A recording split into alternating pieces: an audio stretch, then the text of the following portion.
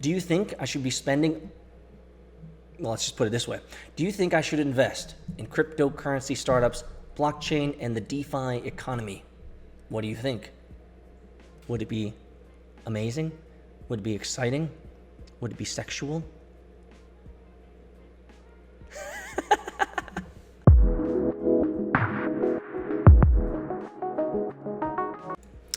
What's up, internet friends, founders, and the Entre Pro Curious? You've made it, and you're here. It's Venture Daily, news bits from a founder's perspective. I'm glad that you guys are here with me today. I am glad to be alive today.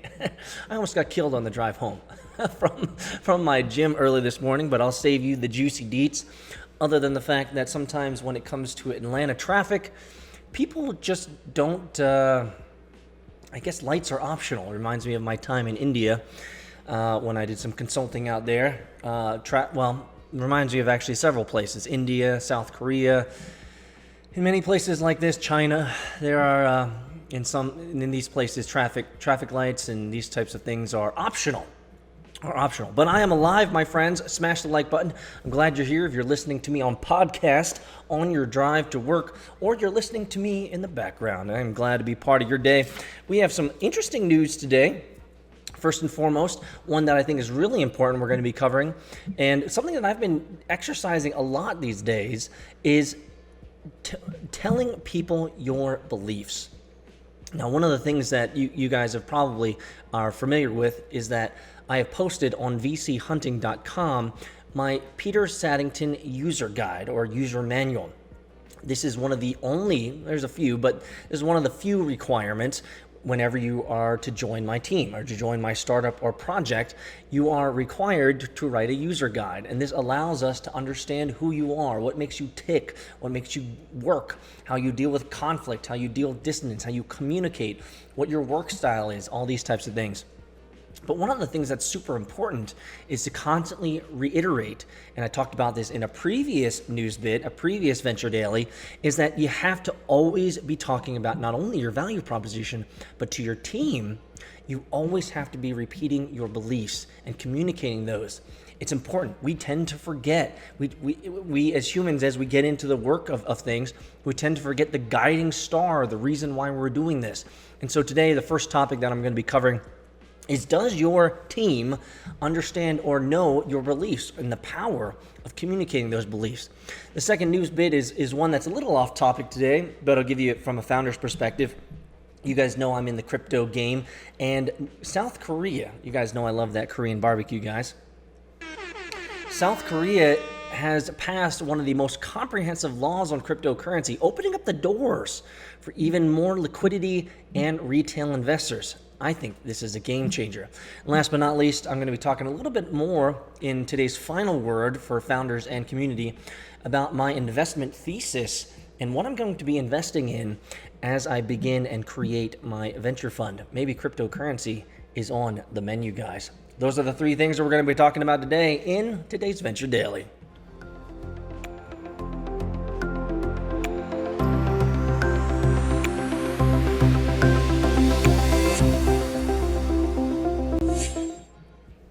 The power of discussing your beliefs. This is by Lee Cohen. Your beliefs about your work and your mission should not be a secret to your team.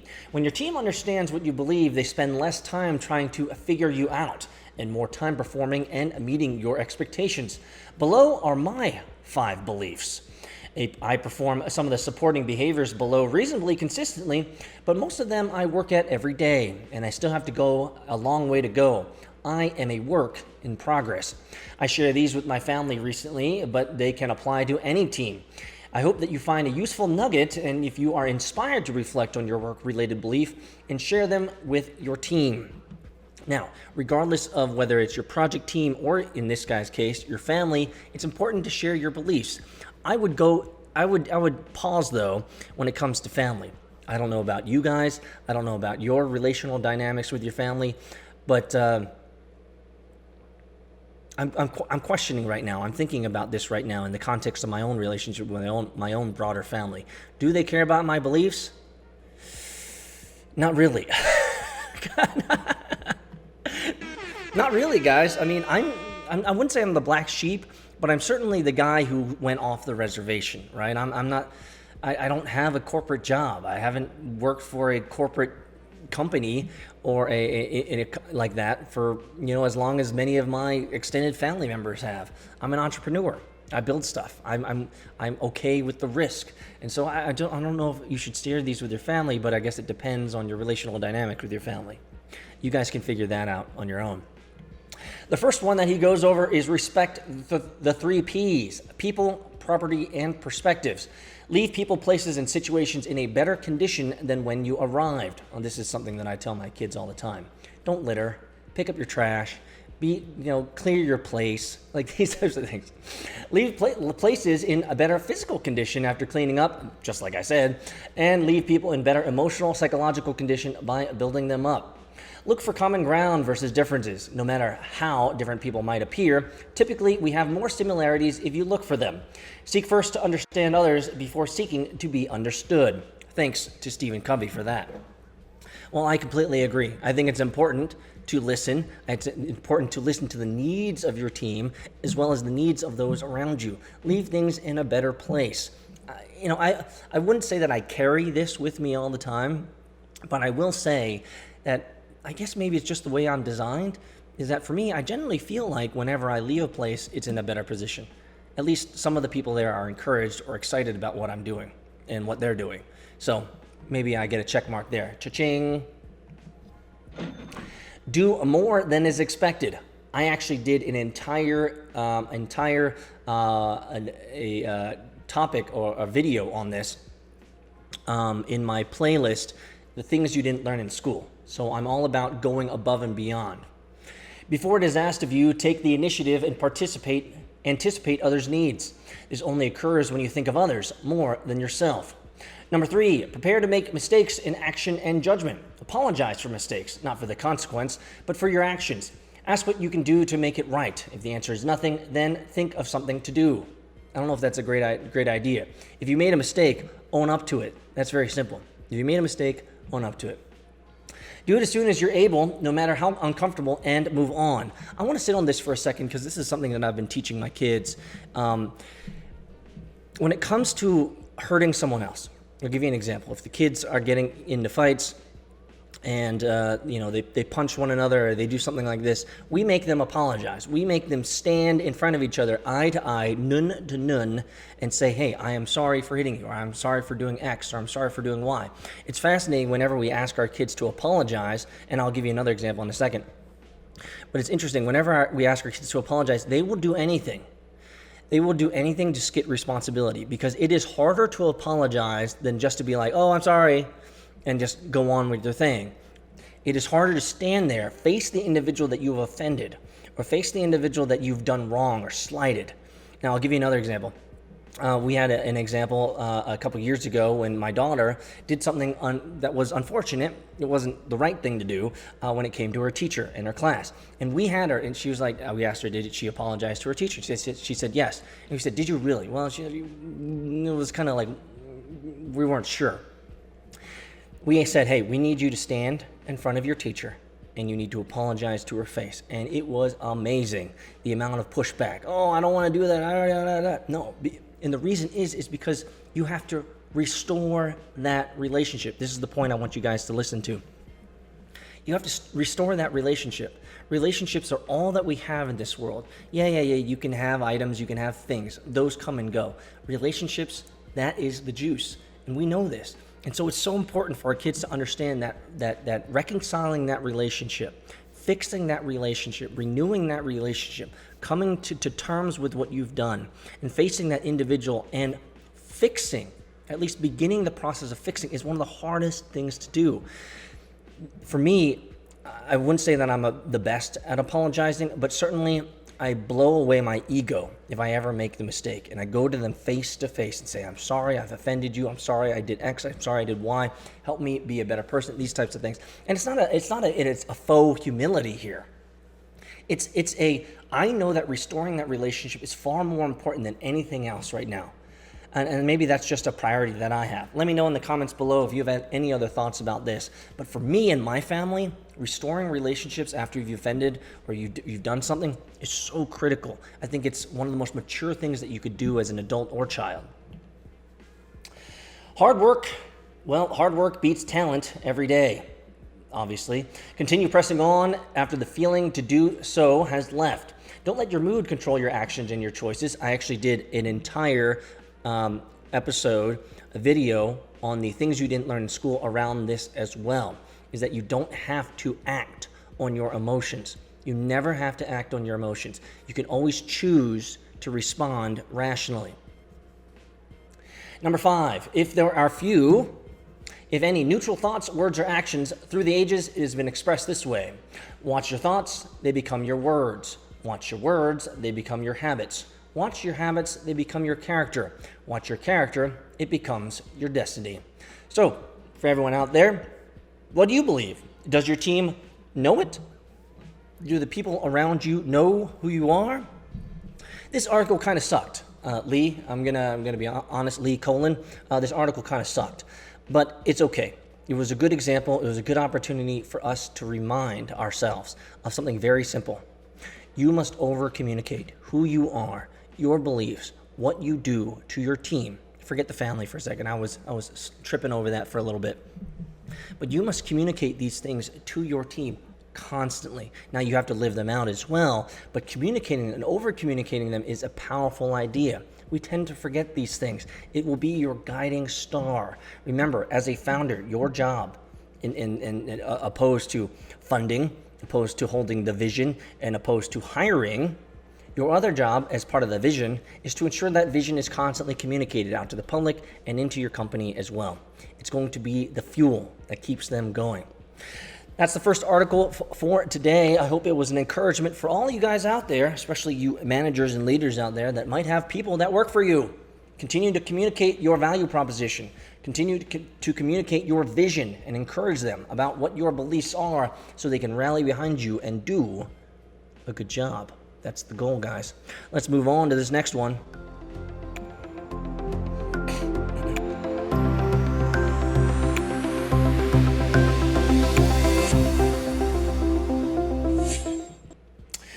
I'm excited about this. South Korea passes one of the world's first cryptocurrency laws, comprehensive cryptocurrency laws. The South Korean National Assembly passed new legislation today that will provide a framework for the regulation and legalization of cryptocurrencies and crypto exchanges. Now, you guys know I love that crypto. In a unanimous vote during the special session of legislature convened amidst the country's worsening novel coronavirus situation, the representative passed an amendment in the country's financial services laws that would authorize Korea's financial regulators to effectively oversee the nascent industry and develop rules around anti-money laundering, among other processes. Bow, bow, bow, bow, bow. That's amazing, guys.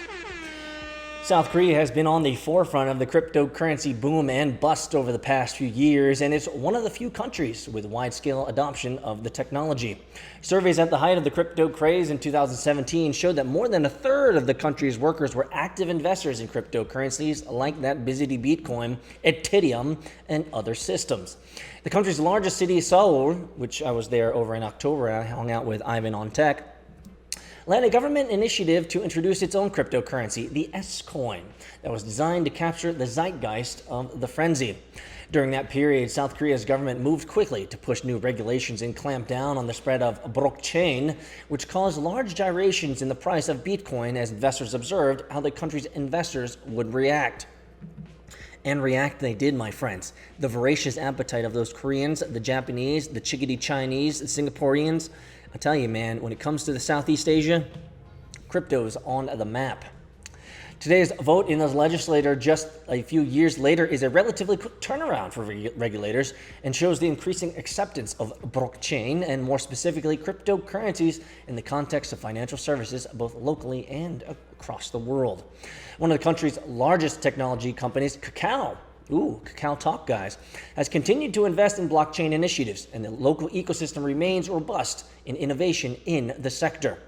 The passage of the cryptocurrency legislation is a victory. That's right, guys. What's up? It's a victory. is a victory for the Korean startup ecosystem, but other major questions remain about the sector. Among the most heated topics today is the fate of Tada, an indigenous ride-hailing startup that competes with the traditional and regulated taxi industry. Since the company's launch in 2018, the company has faced constant threats about shutdown by regulators before a reprieve a few weeks ago by the country's top constitutional court approving its operations. Yet, in the same special session, we saw the cryptocurrency bill pass, and the National Assembly a day ago approved a committee bill that would effectively ban Tada and mandate the receive operating license from their government. Expect further action on Tada in the weeks ahead. As for the cryptocurrency law, its passage and presumed signing by South Korean President Moon Jae-in results in a months-long rulemaking process that will provide time for existing startups and exchanges to transition to the new law's regulatory apparatus. Korea's parliamentary elections are coming up in just a few weeks on April 15th, and while the situation around the novel coronavirus is taking a lion's head share of the local headlines, votes on tech measures are a way for representatives to position themselves on other salient issues before the voters decide. Well, many of you guys know that I have been a vocal cryptocurrency advocate for many, many, many years, and I am super excited to talk about this. I am super excited to reveal this. I'm super excited that those Koreans are leading the charge once again when it comes to cryptocurrency and cryptocurrency regulation. I'm telling you guys, I'm going to be flying out there in, well, maybe I should have said that. I may be flying, I may be flying out there relatively soon, guys. So stay on the tweeters and you'll know what's going on. Let's get into the final word for today for founders and community. I want to talk to you guys about a part of my thesis. Maybe it has to do with crypto, guys. Did you know that there's even more value than just audio or video? Follow us on Twitter, Instagram, TikTok at VC Hunting, and make sure to sign up for the VC Hunting newsletter, where you'll be able to get weekly news on venture capital, startups, founder stories, and the occasional wisdom extracted from Peter's brain. Go to vchunting.com to sign up. And now, back to the episode.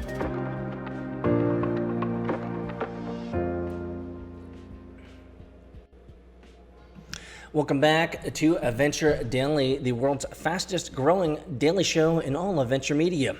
In today's final word for founders and community, you guys know that I am on a quest, a legendary quest to build a venture fund. I've been having such great conversations with people all over the planet, as you guys well know, on my segment, VC Hunting. But more than that, the back channel conversations that I've been having with VCs has been amazing. It's been really, I'm just going to do a hallelujah here, guys. It's just been so exciting. Once you, and I talked about this before, and I want to reiterate this again to everyone out there. If you want to do something with your life, and actually this is a part that I write about in my book as well, but if you want to do something with your life, you have to make your reality known. You have to communicate what you're doing out to the world. First off, so that they can find you, because if you don't put anything out there, ain't nobody going to find you. Secondly, once they find you, they can make a decision whether to follow you or to be a part of what you're doing or to engage with you. Or if you're a type of personality that is inviting, they might want to actually reach out to you and talk to you. This is what I'm doing. Guys, see the meta play. I am telling the world that I am building a venture fund. And you know what the world is doing, guys? You know what the world is doing?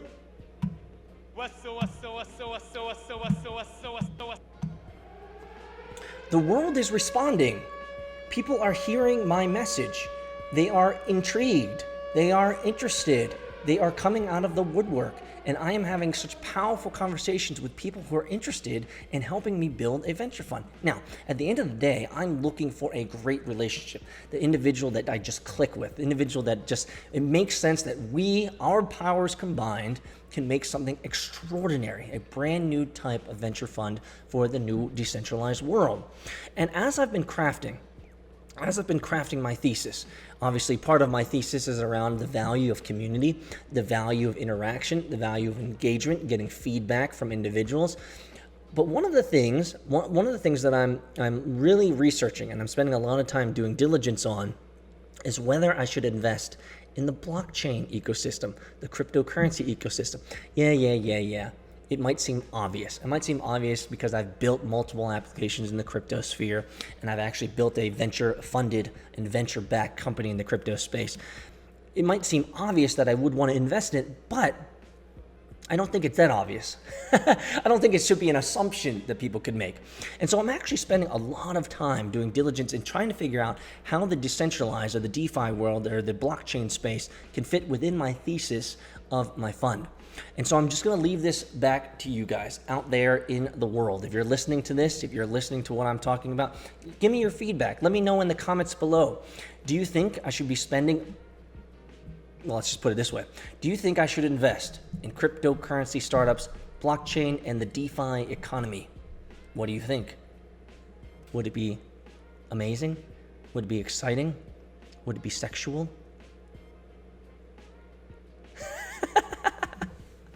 Let me know your thoughts, guys, in the comments below. I'll see you guys next time.